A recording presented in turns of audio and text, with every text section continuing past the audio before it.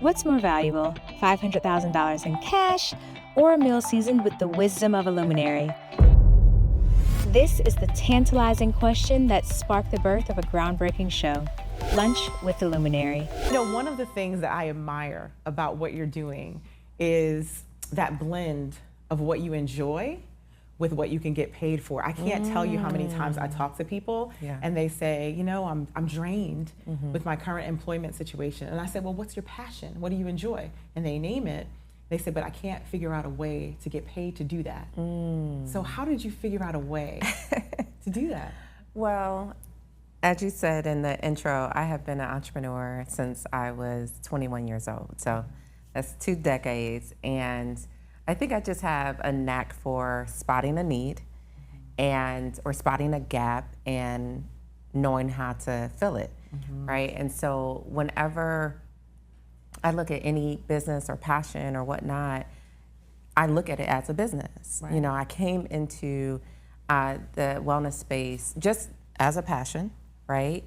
And there was light bulb moment after light bulb moment, like that's a gap I can feel, that's a need I can feel. And from that moment, that's when I was like, this is a business. Right. And I've always approached it as that. And even when I'm coaching women in the wellness and retreat space, I say you can make both an impact and a profit, and you should. So you also personally, it wasn't just like a market assessment that you did where you recognized, oh, here's a gap and here's a, you personally felt and were connected to what that gap was, right? Yes, I mean, I was just in the work, right? I was in the passion of wellness and exposing more women of color to yoga, which was my modality at the time. And it was through conversations. And I think where we miss sometimes as business people, as entrepreneurs, is that we're just not listening. People will tell you what they need. They will tell you what they want. They will tell you what they're willing to pay for. Right. And that's where that's kind of like your unofficial market analysis. Yeah, absolutely. So what's interesting is when people make investments, they'll guide you and say, well, what do you enjoy? What products do you buy? That's how you should decide what to invest in. Right. And I think it's that same philosophy for which business you should take on. Where do you see the need? Now, you didn't just jump, you weren't just like a yoga person your whole life. You had experiences Not even close. that led you to that. So what was that? I mean, how far back do you want to go? Listen, I've got chicken and waffles, so you can start where you like. Well, you know, we can, if you want to go down memory lane, I can start from what brought me into wellness, and that was, and I'm sure every entrepreneur and business leader can relate to this, is just pure burnout. And at the time, and this was around 2015, I had been in the PR and marketing industry for, I want to say 11 years at that point. And even around that time, a couple years before that, I was like, I'm ready for something else. Like, you know, working with entertainers and producing large scale events, I am working 24 hours a day sometimes. So how did you know that how did you define it as burnout? Because so many people are, you know, very work focused, driven, and they're productive, and they translate it into I'm just busy or productive. So how did you begin to say, I'm seeing this, I'm feeling this is burnout?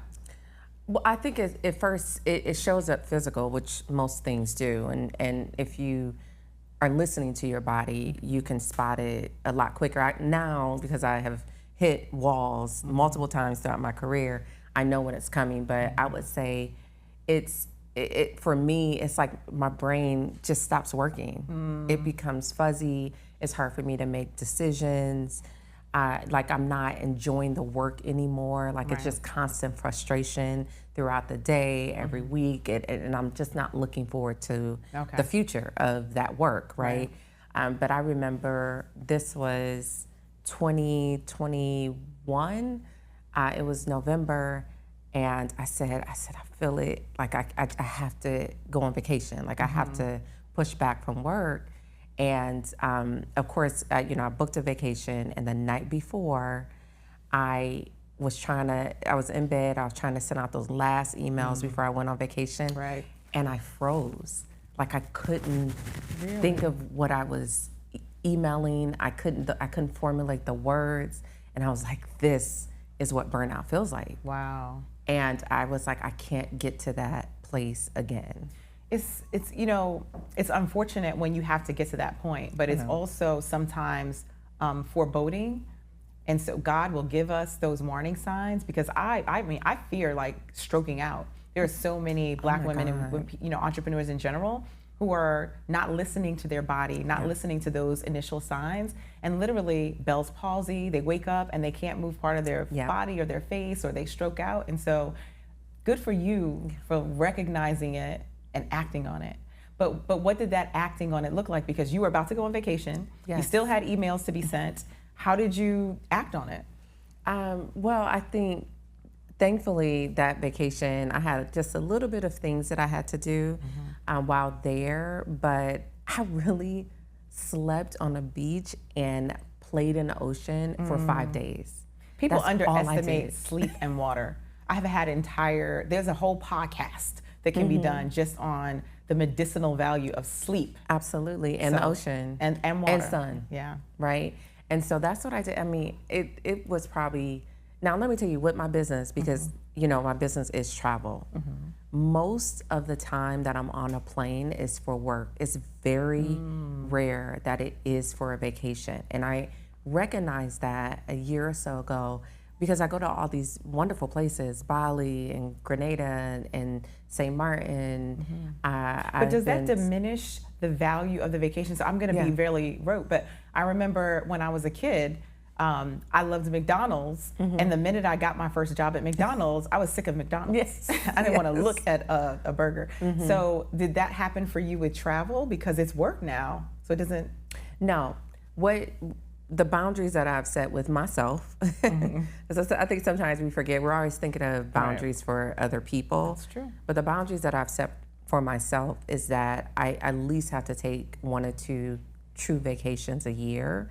But even when I'm traveling for work, I still enjoy it, because if I'm going to Bali, I'm going 5 days before the work starts, and I'll probably be there 5 days or 7 days after. So I'm going to build in some personal time. Why not? Because I'm paid to travel, and my work travel is free for me. So why would I not enjoy it while I'm there? 100%. I think you're making me think about some policies that, no, literally the value, the therapeutic value of travel and getting away is so important. It really should be a write-off. Not just a business write-off, but like medical expenses. Absolutely. Because I'm either gonna have to go to therapy or I'm gonna self-soothe as an adult and travel, right? So it's one of the, I mean, somebody actually recently asked me, like, do we accept insurance? And I had never been asked that, and I said, I need to look into that. Let's make a note in our conversations with the CBC that we need to talk about some legislation. Like wellness retreats, 100%. Vacations, why not? Because if you can cover therapy for a year, 2 years, 5 years, I know people who have been writing off therapy for 12 years, why would not a vacation be a part of that therapeutic experience? So what do you do when you have participants who don't turn off? Like, is there a requirement that they really get the full value of the retreats? Well, so every retreat is different, right? And that's what I love about the work that we do. So, our marketplace, and that's what I call it, and my mission has always been to create the Airbnb of retreats for Black and brown women. So when you go on our website, you can choose the retreat that speaks to you, the dates, the destination, the theme, the retreat leader, the cost. And so we have a menopause retreat. We have a retreat for Black women who love running. It is being held over the Napa Valley Marathon. We have a retreat in Cape Town for Black women book lovers. Do you have a Find a Man retreat? Yeah, I know, right? That would be a really that needs to be popular the next retreat.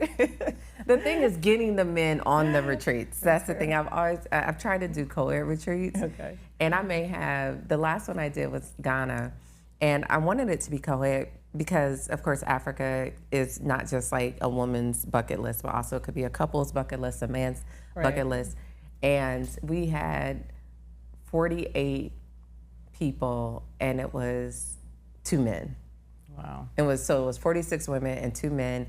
And those men were with their wives. So and it was never supposed to be a singles thing or anything. Right. But typically, whenever I've done a co-ed retreat, it's the wives that are bringing their husbands, you got to go. Right, right. But it hasn't been where it's like a man on his own. That's interesting. Why do you think that is? Well, I think because even at the time, my last co-ed, this was 2022. I think, and it's changing, I think men at the time didn't see the value of retreats. But that's starting to change now. Like men's wellness retreats are trending. Right. Obviously, men in therapy is a relatively new thing. Right. They're normalizing it. Yes. Wonderful. Yeah. And speaking more publicly about their own. I love that Charlemagne the God talks about therapy all the time. Right. You know, so it's starting to feel a little bit more safe for men to, number one, go to therapy, but also talk about it. So that's an emerging market for you potentially. So we talked about how amazing you've done with merging your passion and monetizing it and finding needs and gaps in the market and then addressing that with your business. But you started in 2016, which means that you were doing travel and experiences. And then when 2020 hit, folks stopped traveling completely. Right. So from a Luminary perspective, how did you handle that disruption? I love when the conversation takes this turn. So as an entrepreneur, my philosophy is pivot before you have to pivot. So you should always be thinking of innovation in your business before you hit that wall and now you're scrambling to be like, well, what do I do now? So in 2019, again, listening to people, I was actually at my mentor's house in LA, and I opened up an email and somebody asked, would you ever, they sent the email and they said, would you ever consider doing any online events for people who cannot attend your retreats? And I read that email and I turned to her and I said, I need to start doing virtual retreats. In 2019? In 2019. It was Let me June find out you're a 2019. prophet. A yoga instructor, a prophet, a scuba. I said, I need to start doing like virtual retreats. Wow. And that was early June. Okay. By July, I launched Breathe by Om Noir, which was an online membership community. And initially, it was like a 6-week virtual retreat, and I brought in different wellness practitioners and experts, and we would film live sessions. And I saw Dr. Joy. She was one of those speakers during that virtual retreat experience. So this was 2019, right? And so we went through, we completed the 6 weeks. I put it on hold, kind of, but we still had the community. Like, we weren't hosting sessions. And so January, February, March, the lockdown hits, and I said to my team, we need to bring the virtual retreats back. But now, instead of it being over a 6-week period, let's do these one-day virtual retreats. And it was within 2 weeks that we launched the first one, and we had over like 3,000 women sign up. It was free, of course. You pivoted. That was we pivoted. And throughout that year of 2020, we kept hosting these virtual retreats, and then they had to eventually turn into paid, but they were, $20, $25 or whatever. But that was, again, the moment I sat back and I was like, thank God I had already created a membership community. And then throughout lockdown, that's when all these people, all these different brands. And corporations at the time. I was in corporate, and we were looking for creative ways. We were like, okay, this is gonna be our new normal. We need to get teams together. We were doing, virtual teas, games online. Zoom started to morph. So that was a perfect entree, right, for your online retreats. Absolutely. And so that was, again, for me, always thinking ahead and what's next. And I'm a data nerd. And so I'm looking at what's trending. I'm listening to our community, and I'm like, what's the next thing? And the next thing, and the next thing. So let's pause there, because I think that's important. You shared kind of serendipitously that phone call that you got and how you were able to pivot during COVID. But if one of the folks watching or listening to this says, that's really smart.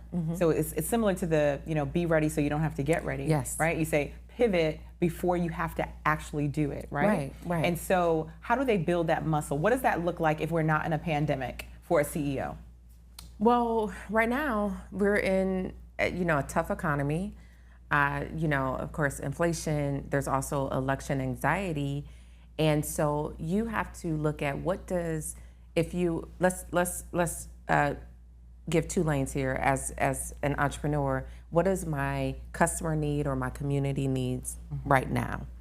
As a corporation, what do my leadership team needs? What does our customers need? What does our sales team needs, right? And at the time, like especially in 2020 with George Floyd and so much happening, a lot of corporations, which was beautiful, started leaning more into wellness, right? Right. And the mental wellness of their leadership teams and their employees and things like that. And it has since faded away. But now we're in a different time that is not George Floyd time, but it's now election time, it's economy, inflation. And so now people are back into this mental spiral of, am I going to keep my job? And that was exhausting. All of that stuff. It's exhausting now. Yeah. It's exhausting now. Yeah. And even my business is also impacted by this time because people are afraid to spend money. They're kind of holding on. But again, 2 weeks ago, when I would say now 3, with all of the media spiral of like Biden and is he going to drop out and like people forcing him out. And so as the public, we're like, what's going to happen? Like we cannot get Trump back in this White House. Again, I said to my team, we need to bring back our community events. So we just hosted the first one last night, just a breathwork session. And the women in there were like, thank you, this was needed. And I was like, we also, if we're gonna sell these retreats that are $3,000 and $4,000 and $5,000, what we also have to do is get from behind our emails and all our email campaigns and our social media, and we gotta connect with the community. And that is gonna get people out of the anxiety of the future and instead be willing to invest in their mental wellness now. Right. I mean, I think the best way to address the trauma and the stress associated with, to your point, the political anxiety, the current economic climate, is to put yourself in a position of action. That's it. And so I think when you are in a position of action, then you have elevated yourself to a position of control, and you no longer, fall prey to the victim mentality and all of the mental and emotional stress that comes with that. So kudos to you for creating a community to do that. And let me also be very transparent. It was probably 4 or 5 weeks ago that, I was sitting, it was a Friday night. I had been overwhelmed by the week and the thought of how do we get on the other side of this? And I literally was sitting in my living room in the dark with a glass of wine, bawling, right? Because I was just like, what's gonna happen with my business? And I had exhausted myself enough that I went to bed. And I said, I gotta go to bed, probably about 9:30, because sometimes just sleep is the medicine. And you know what I did? The next one I woke up and I was like, okay, we're gonna put this in action, this in action, this in action. You have to calm your brain so that you can get the clarity. And sometimes, but you gotta release too. So how did you release when the cry? Okay. The cry was the release, and then the sleep. And by the next day, I woke up in action. And you know what also shifted? Because my energy shifted over that weekend, registration after registration after registration started pouring in. That energy attracted what you needed. That energy shift, exactly. You gotta call me when you start crying and stressing out. We have to do the entrepreneurial cry together. Yes, yes. But what I needed was to be very honest with myself. You are in a very critical time with your business, and you feel overwhelmed, and so the cry is what you need to get it out, right? And then you get into action, because what actually cripples me the most is when I'm not in action. I'm 100%. And when I allow that feeling to take over me, that's what I can't do. Right. So you know what I'm gonna do? I'm gonna cry, or I'm gonna go boxing, or I'm gonna go scuba diving. I'm gonna do something to get this energy out of me, and then I'm gonna go into action. Right, it's like when you have people whose joints ache, and they're like, I'm fine as long as I keep moving. Yes. But the minute I sit down or I stop, it takes me longer to get going. I end up getting stuck. And it's the same thing when it comes to business momentum. So you have so many nuggets of wisdom that you've already shared so far. But you are unique because you had parents. We talk a lot about first generation entrepreneurs and the disadvantage that first generation entrepreneurs have because they don't have the rich uncle or they don't have a parent who can kind of impart all those lessons. But you? No. Okay. Not we grew up very middle class. My parents were entrepreneurs, but my uncle, my dad's brother, was one of the, if not the first, Black McDonald's franchise owner. So you had a rich uncle. He was pretty rich. He was pretty rich. And now she's the rich auntie. No. And so when I say I come from a family of entrepreneurs, my grandmother and grandfather. Well, my grandmother never worked a job my entire life. Okay, so she was the inventor of the soft life. Yes, she was. She was the queen of the soft life. I was gifted her mink when she passed away. My aunt gave it to me. That's generational wealth. That's generational wealth. And I got a couple other different collections. Like my grandfather bought like one of 3 of the dresses Rose wore in the Titanic for my grandmother. So that's how Really?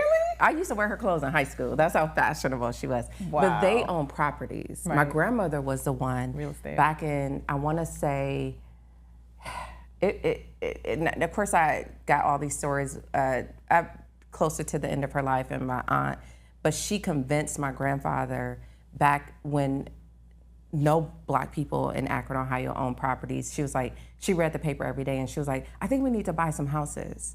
And she convinced him to start investing. And so that was their income. And of course, his Social Security and all that stuff for the duration of their lives. And then my uncle, he was one of the first Black McDonald's franchise owners, and he grew that to 16 stores. Nice. And then he passed it to his children. And they bought those stores from him, and so I've just been Pause around on that. They Yeah. bought the stores from him. They had He to. created the facility, but I'm just saying it wasn't just an automatic give. No. There's a lesson in having to create the financial structure to be able to purchase it from a parent. That's because wonderful. they were managers of all the stores, and so when he retired, they had to purchase it from him, and then they bought him a Bentley. Thank you. That was his That's the retirement ultimate gift. thank you. Yes. So what's next for your enterprise? I won't even just talk about Om Noir. And first of all, you corrected me, and now I see it in my head. So we know I'm from Brooklyn, and I have enunciation challenges, and so I'm like travel Om Noir.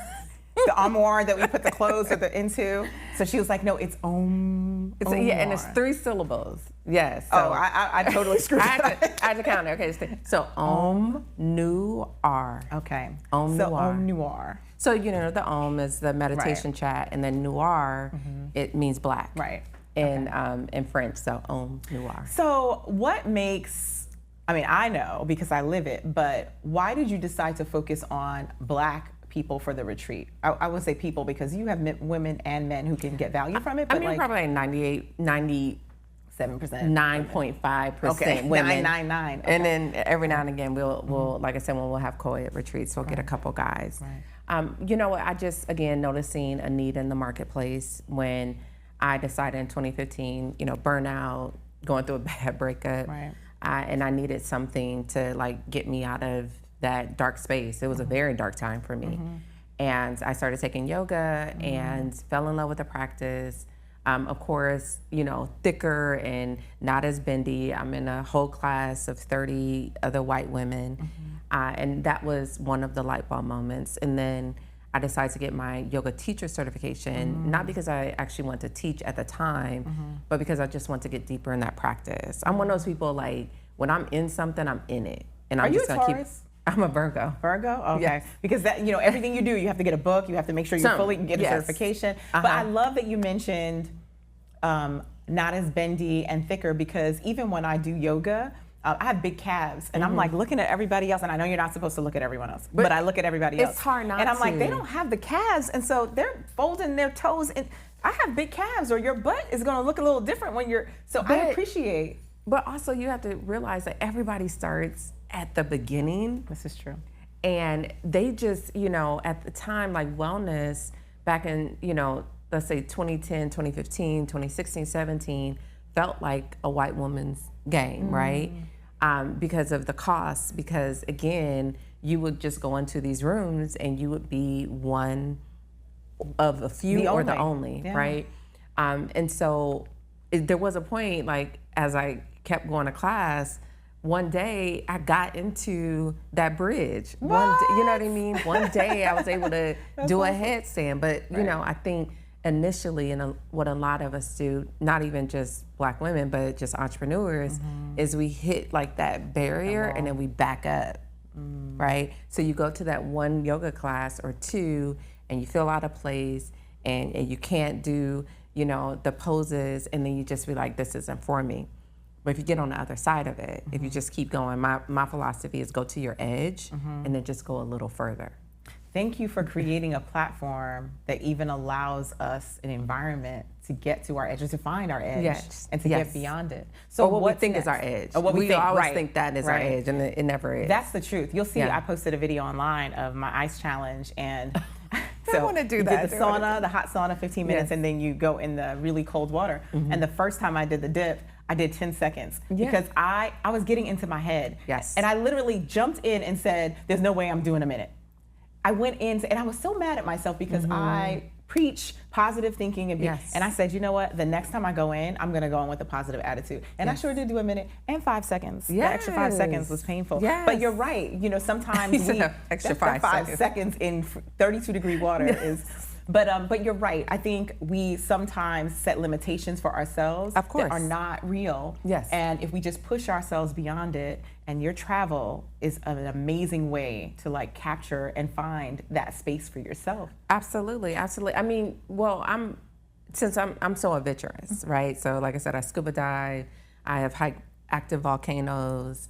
I rock climb. Christina, I can never find anybody to do. When I went skydiving, I had nobody to go with me skydiving. I would do it. I went by myself. Oh my gosh. I went by myself. That's impressive. Yeah. That's impressive. So even with my retreats, the one that I lead, there's always going to be an element of adventure or something that's going to challenge you to confront a fear. Because I firmly believe that when we confront and overcome a fear, it unlocks a different level of power and strength in us.